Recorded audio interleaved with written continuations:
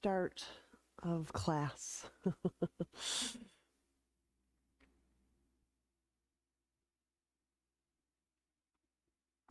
So let's begin.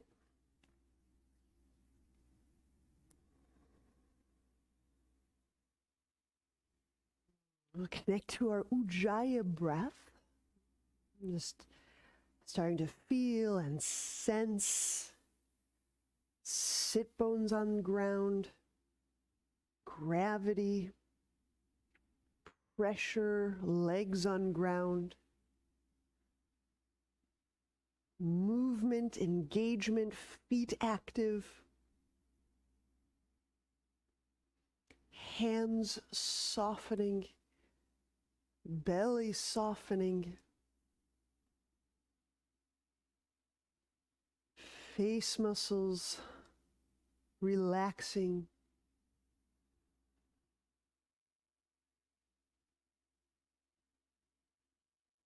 As we accommodate these next deep, sacred breaths.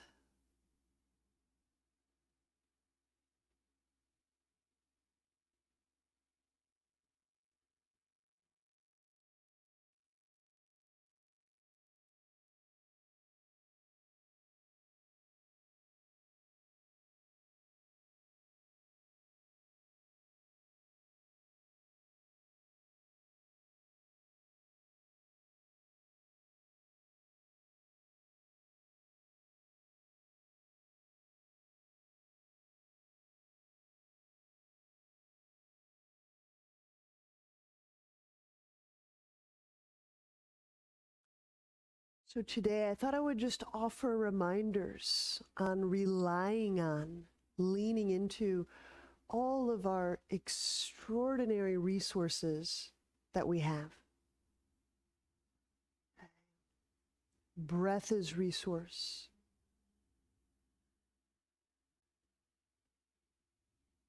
One of our finest resources, right?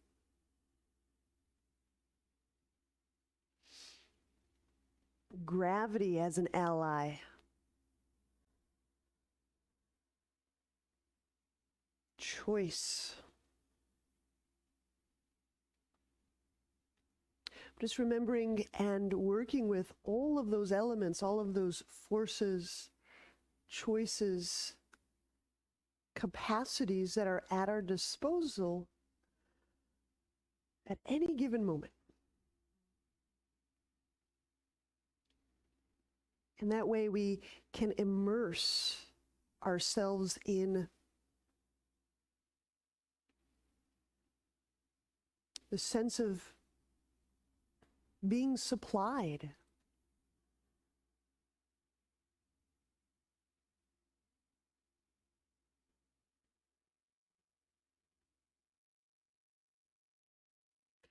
We're going to start very simply with the hands and the breath. I'm adjusting my seat so that I can get my fingertips to the ground. Some people do this quite easily from seated. And well, that's a fine option.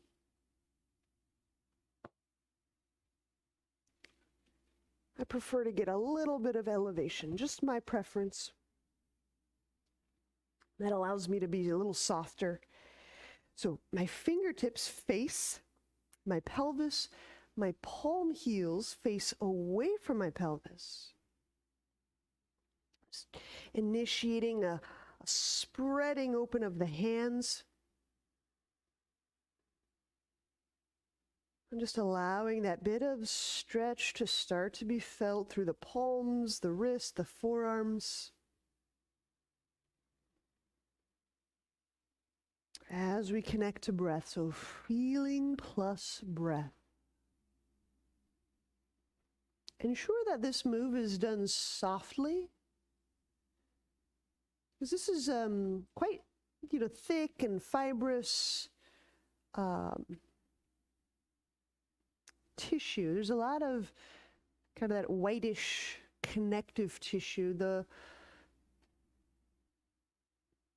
So So we're not trying to like stretch a muscle really hard. It's more just getting a little bit of sensation.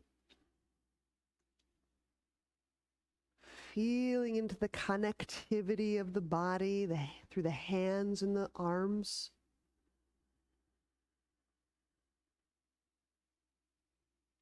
I happen to be kind of sitting in the sun, and that makes a really sweet difference in the quality of how the connective tissue moves.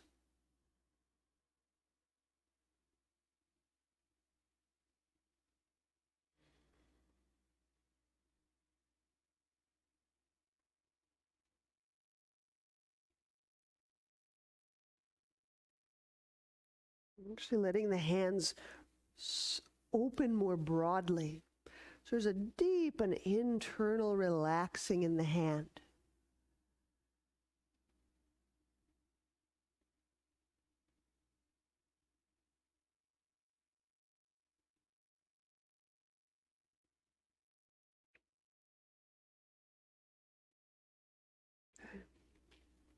Now I'm going to add a bit of a lateral movement just to start to glide through the wrists. So by lateral, I mean left and right. And I'm going to adjust my hands just a little bit so my wrists are still basically facing forward, but I've just changed the position of my hands. And I'm just going to do a little lean to the right and to the left. I was feeling where the gaps are between my hand and the ground. Feeling the glide and the slide through the wrist bones, the wrist joints. I'm really not putting a lot of pressure through my hands. I'm really just trying to feel the sliding and glidingness of the joints around the wrist.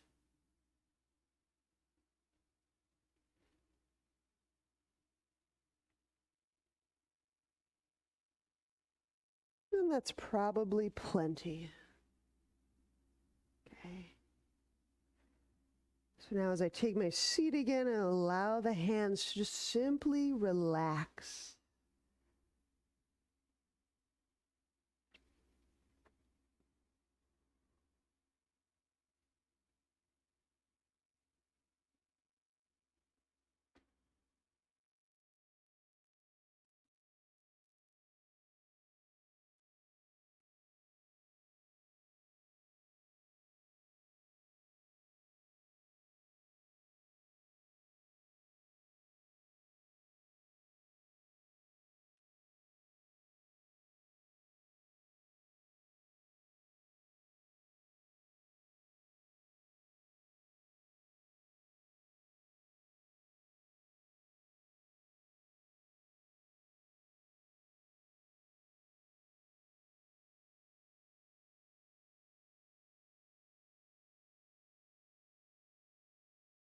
All right. So we'll prepare for a side bend. Let's take a cross-legged position. This could be cross-legged, half lotus. This could even be Baddha Konasana if you like that additional hip opening sensation or that groin opening sensation.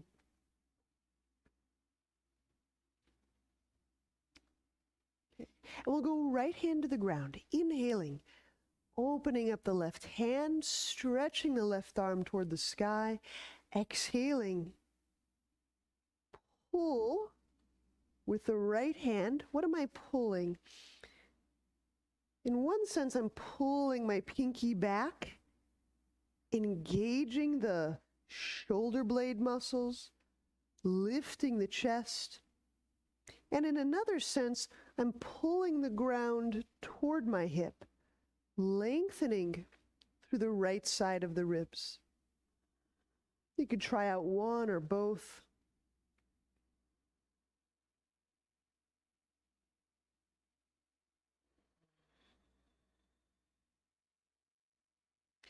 And as you feel the left sit bone melting toward the earth,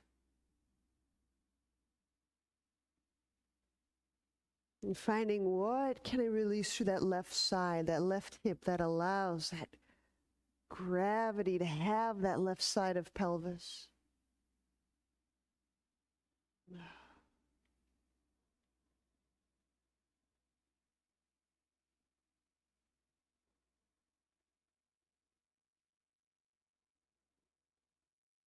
It's actually a lot of rest and relief when we attune to the what's opening, what's softening, what's giving into gravity.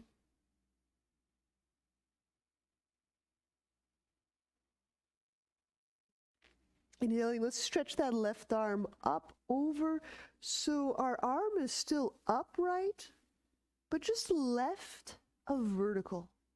In this way now, exhaling, I'll draw both of my hands as if behind my back. So I'm broadening through the chest, arcing through the chest. So yes, I am making a little bit of a chest opener here. I'm using my back muscles, engaging them, and kind of promoting this broad lifting through the chest wall.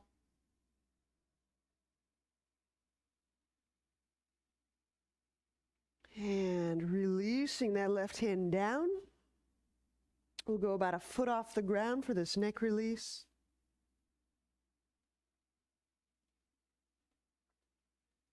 And here too, I think in this neck release, really key is to keep lifting the chest up.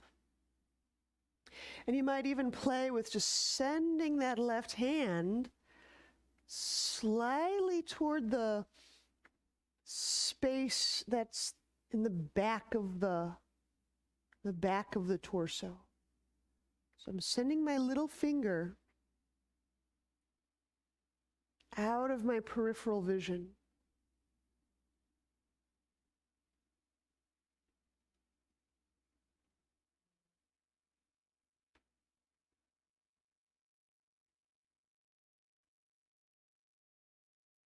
And release. Inhaling, we'll come upright. We'll switch the cross of legs, and we'll do that on the other side.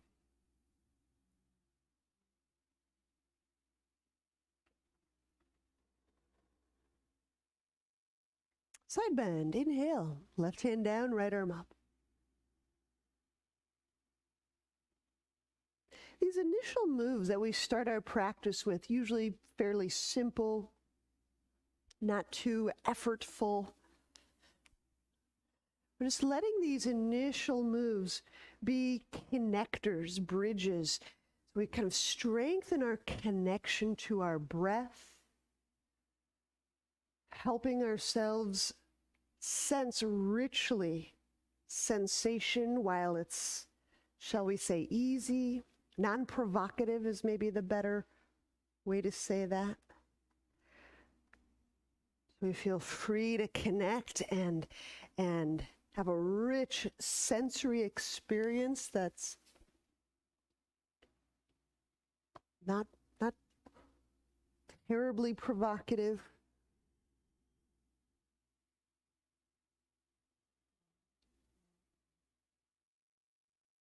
Getting this basic sense of situating in our body, being in our body, sitting in our body, indwelling. Now here's that chest opener. Inhale, we'll bring the right arm just right of vertical. Exhaling, I'm arching the chest toward the horizon, toward the sky, both. As I'm drawing my hands as if into the space behind my body.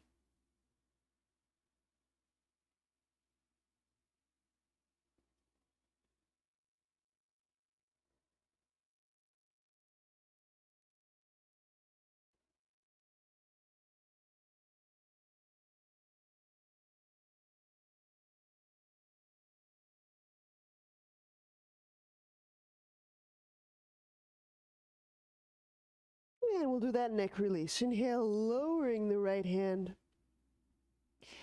but lifting the chest toward the sky.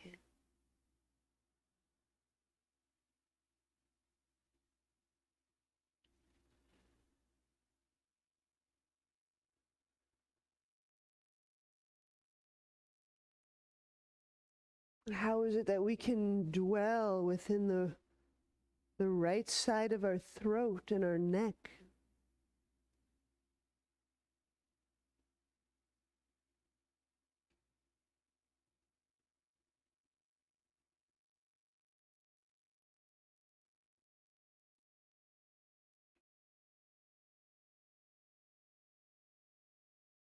So the sensing leads to inhabiting. The sensing lets us know, inhabit here, live here, be here, go here.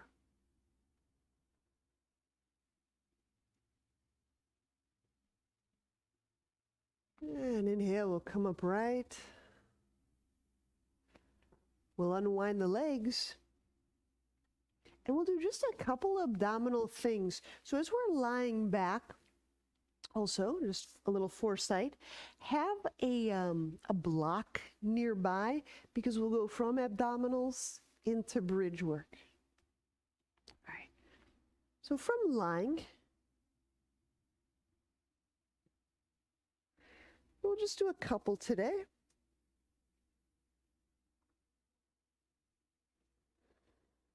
We'll begin feet off ground, knees over hips.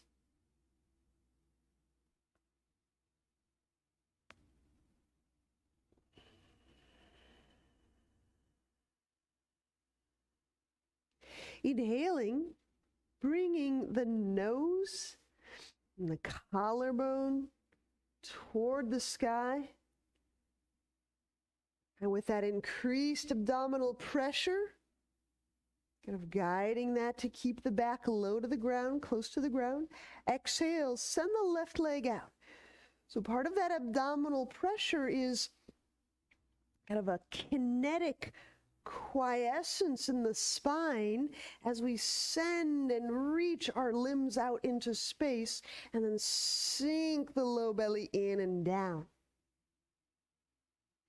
Inhaling, bend the left knee.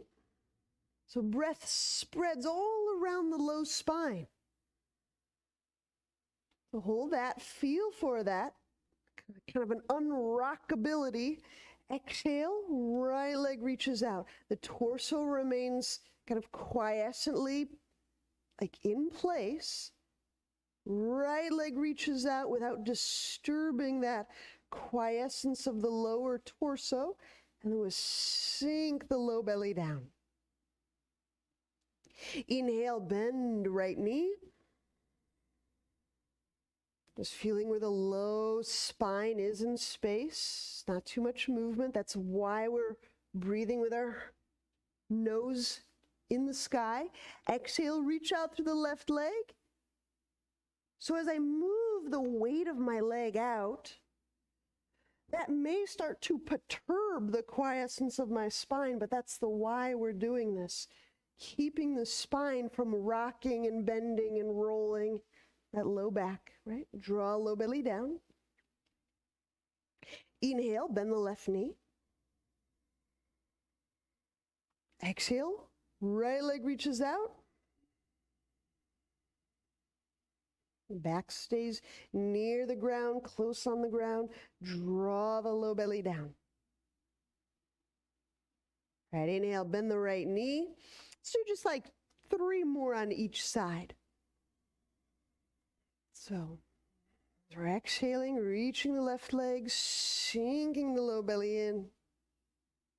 Inhaling into the low belly.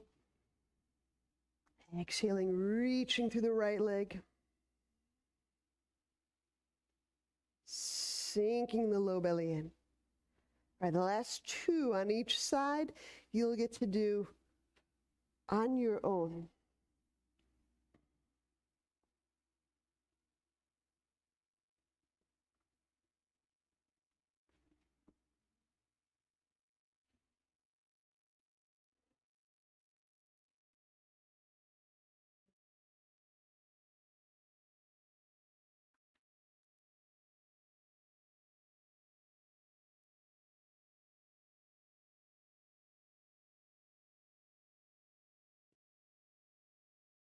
There you go. So as I raise my leg toward the sky, if that's the direction I choose to go, bringing the leg vertically minimizes any of that perturbation. Okay.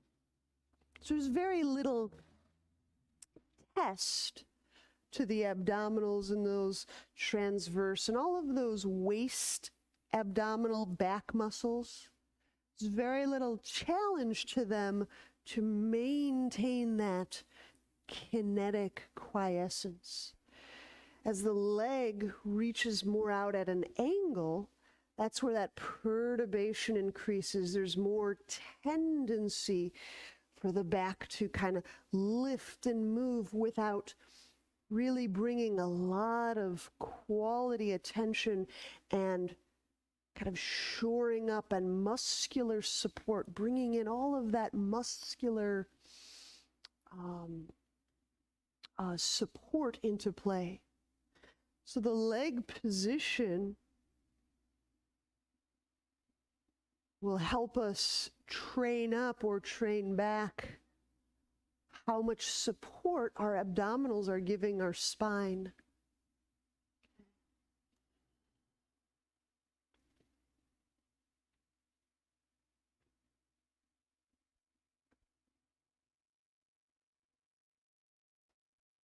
All right, and so the other one we'll do is straddle lifting through. So we'll bring the legs skyward and apart.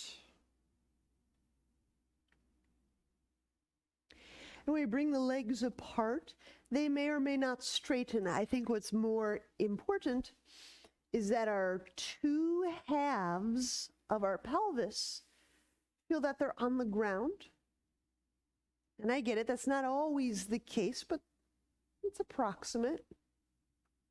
And our knees are more or less aligned with our hip sockets. They're not over our chest, they're not further away from our face than our hip sockets. And so again, inhaling, the nose tip lifts to the sky, the collarbones lift to the sky. And that should increase that abdominal pressure.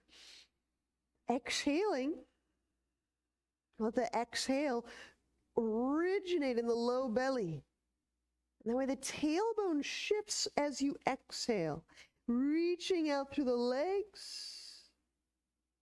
And then with the neck relaxed, the eyes, the mouth relaxed, just sink the low belly down. Inhaling into the hip sockets. And exhaling. The exhale tends to shift the tailbone. Just the exhalation. Sink the low belly down.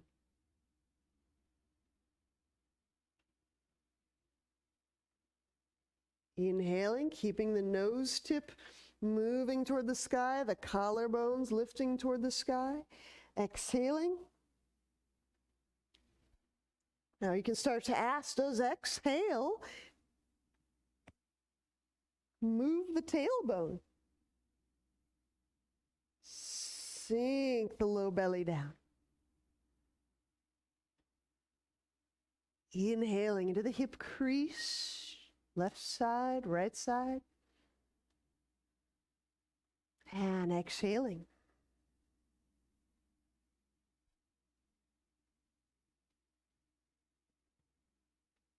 Sinking the low belly down. We'll do 3 more before we help our legs together to exit. Continue.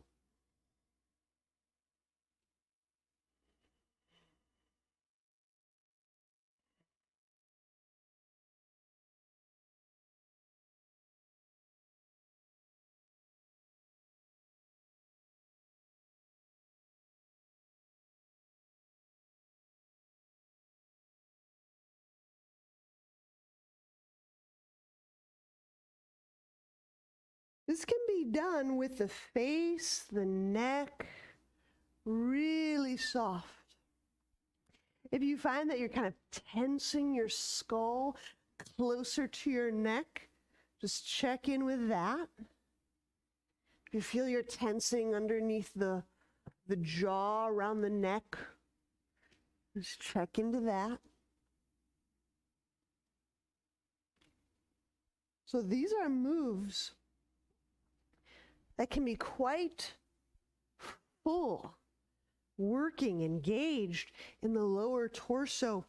And the face doesn't need to strain or get roped into it, so to speak. All right. Once you've helped your legs together, we'll set them up for bridge, feet about hip width apart. Heels about fingertip distance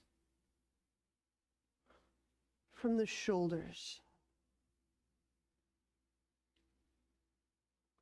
Inhaling from that low belly into the mid-spine, into the upper chest. Exhaling with the feet active.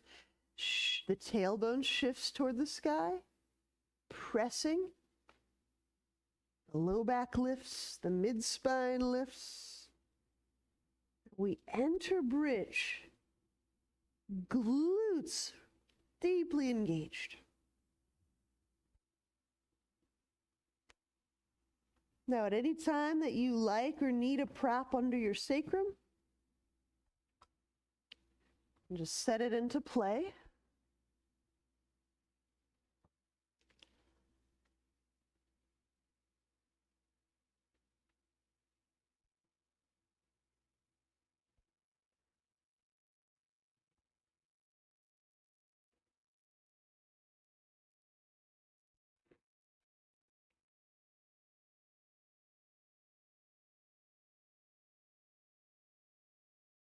And with the feet established on the ground, send thigh bones forward. It's a gentle or a subtle move, but a subtle move that helps you explore the fronts of hips as feeling more open than dense or confined.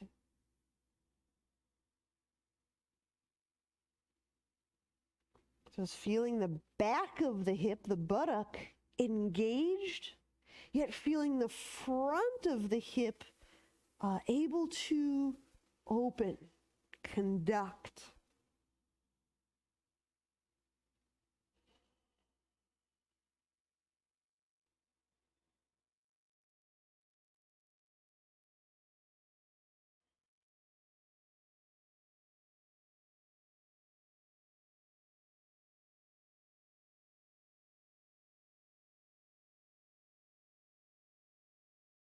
So this is a little priming move for our future lunges. The way that this primes our future lunges is by engaging the buttock muscles and feeling for the lengthening from thigh bones through back bones. So just starting to kind of get a sense of breathing through that entire swath of bodily space, extending from the thigh bones through the pelvis into the low back bones. So softening through that interior side of the spine.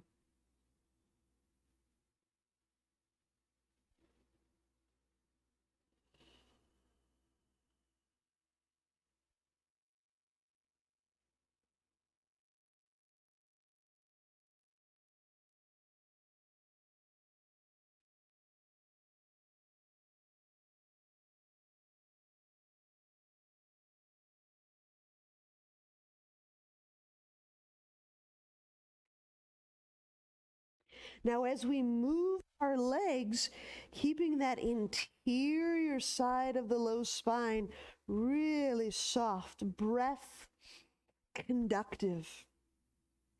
I'm going to walk my feet about an inch closer to one another each. And again, feeling, does breath move through the inside of the low back? And then draw the left knee toward the chest. Exhaling, lift the left leg skyward. So I can do all of this movement without interfering, closing off that sense of breath reaching the low back. Breath felt in the pelvis. Even amidst the right butt cheek engaging, even amidst this left leg lifting toward the sky.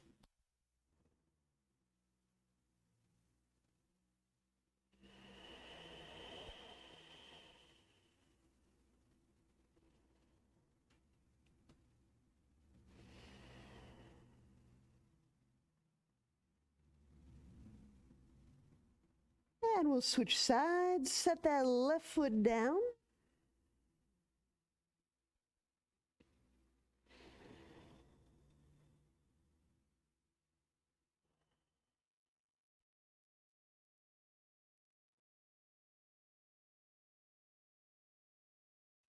And inhaling the right knee toward the chest. Exhaling, right leg into the sky.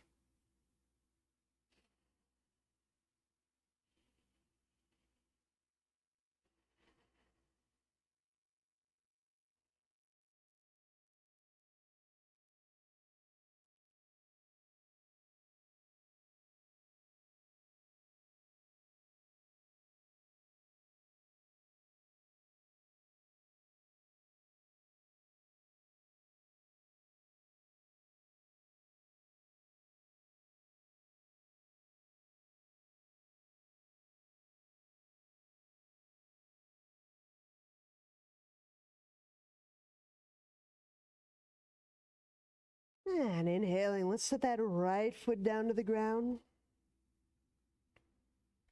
And with feet set, press away from any props that you may have under your pelvis.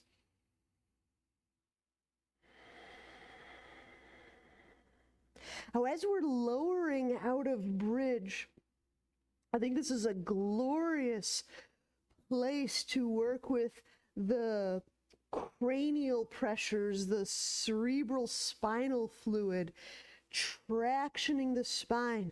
So ensure as you're in bridge, you can feel breath in the pelvis and in the low back.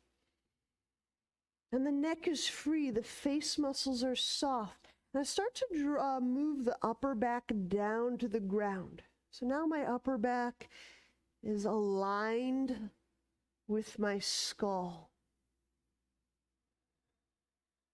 And then as I lower my mid-spine, now my mid-spine, my upper spine are aligned with my skull. And then as I set the lower back and the buttock and the pelvis, the sacrum down, it's possible my spine is a little bit lengthier coming down than it was going up. And even with just a modest understanding of fluid dynamics, when fluid is in a smaller space and then fluid is in a larger space, moments later, those pressures, that's a pressure differential. There's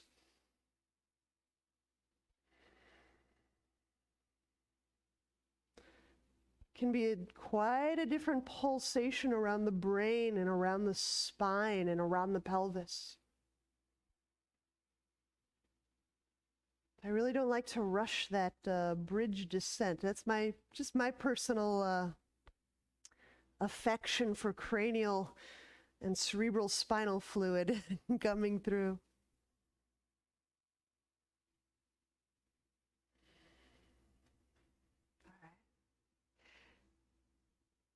Now, if you are subject to feeling a lot of head fluid pressures, you might just have to lie here. You might enjoy lying here for a while longer. Okay.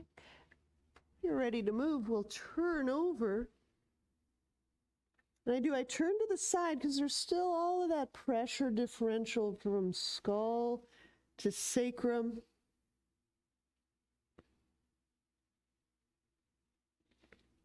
And it's one of the reasons that when we do press up, we press with the hands instead of kind of whipping ourselves up with our neck muscles.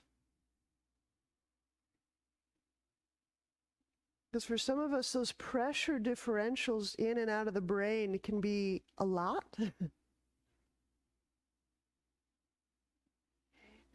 And just as a sidebar, this is just my personal N equals 1 experiment, is the way that I can feel the cranial fluids, the cerebral spinal fluids, lets me know a lot about how rested I am or how kind of depleted I am.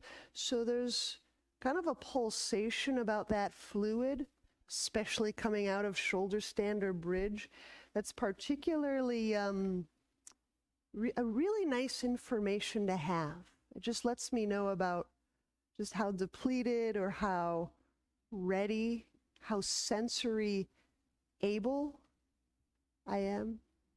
So just one of the ways I get information. All right, so let's set up for some dolphin. Talking about fluids in the head. So we'll set up the elbows under the shoulders, the knees under the hips. And once you have the forearms set out, either in parallel or hands clasped, we start to engage the shoulders. So in a way, we're creating a kind of a drawing, taking the slack out of the musculature around the tops of the shoulder. Inhaling into the upper back bones, those upper trapezius, those upper shoulder blade muscles. And allowing the neck to relax without disturbing that kind of stretch or that tautness of the upper back tissue, and then exhaling the knees off the ground.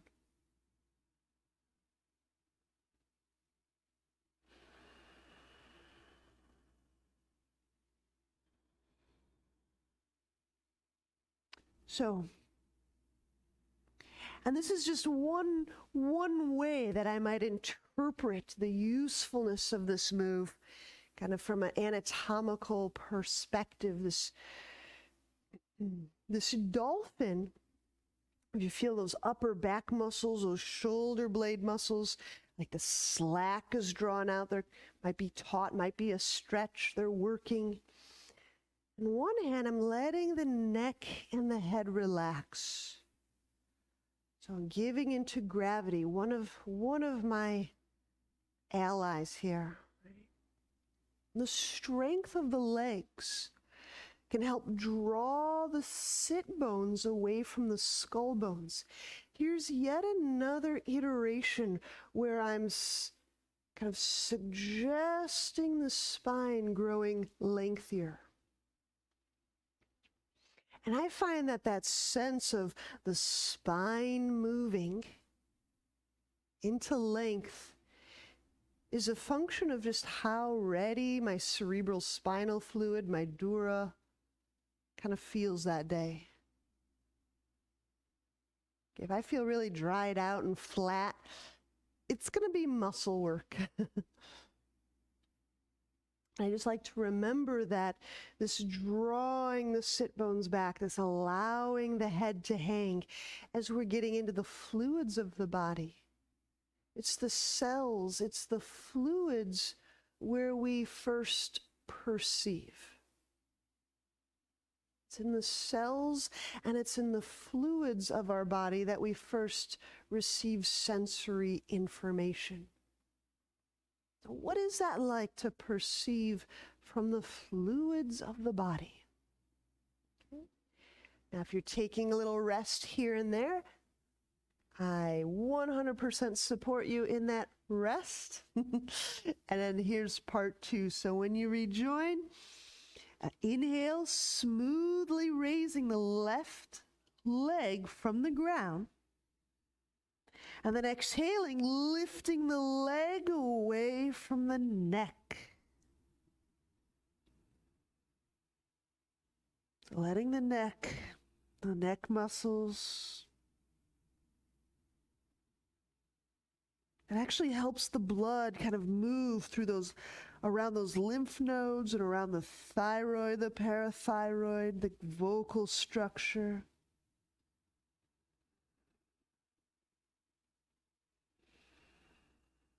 And we'll set the left foot down, we'll trade sides.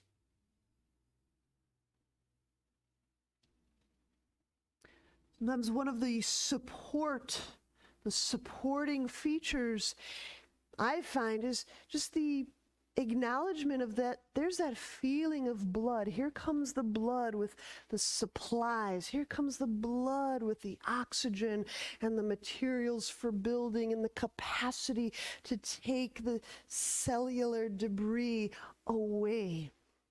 So you might feel that blood starting to kind of pool and pour into the neck and the face. You're like, here comes support. And we'll set that right leg down to the ground. We'll set the knees down. All right. And when we press to standing, we'll move into a horse stance. We'll be taking horse stance with arms in eagle. So I go wide, toes pointed out a little bit. Inhale the arms out to the side. And then exhaling, tailbone descends, left elbow crosses over right. And here we are, horse stance, arms in archer. Just keeping that spinal column, the tailbone to the skull bone, almost drifting apart. Not pulling them apart, just letting them drift.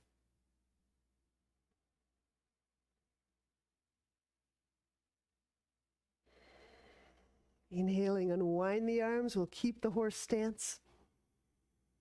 And then exhaling, we'll cross the right elbow over the left elbow.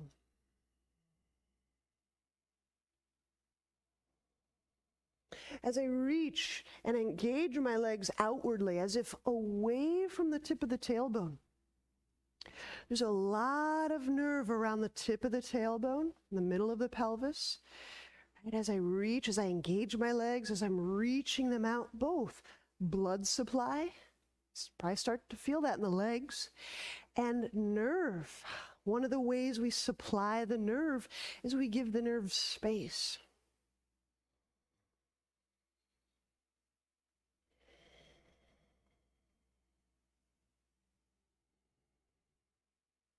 And inhaling, unwind the arms, we'll reach them out. Exhaling, straighten the legs, and we'll heel toe the feet together.